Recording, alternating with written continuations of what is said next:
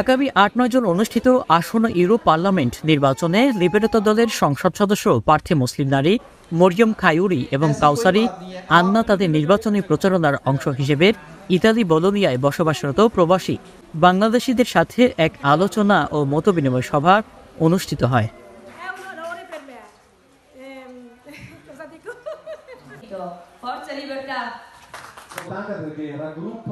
বিস্তারিত থাকছে ইতালি প্রতিনিধি হিমেল জমাদ্দারের পাঠানো তথ্যচিত্রে। উক্ত সভায় সঞ্চালনায় ও ব্যবস্থাপনায় ছিলেন মহাসিন হাবিব। বিশেষ অতিথি হিসেবে উপস্থিত থেকে বক্তব্য রাখেন লিবেরাতো দলের অন্যতম সদস্য এবং কাপ CSN এর কর্ণধার পলাশ হাওলাদার এবং মার্কেটিং ডিরেক্টর সরফরাজ দিন, আন্দিয়া ভেনেরি, আসিফ রাজা। আলোচনা ও মতবিনিময় সভায় আরও বক্তব্য রাখেন হাবিব মোড়ল সহ অনেকেই।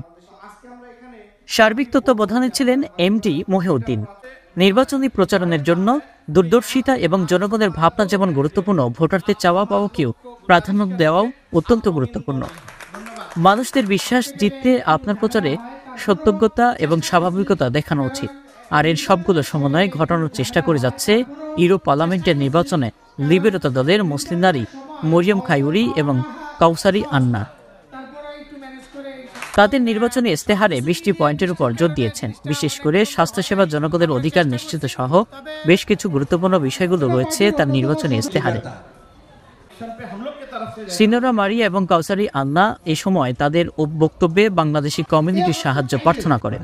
তারা বলেন, আগামী দিনে আমরা একসাথে কাঁধে কাঁধ মিলিয়ে জীবনযাত্রার উন্নয়নে কাজ করে যাব। দেশ দেশান্তর 24 ইতালি সংবাদ।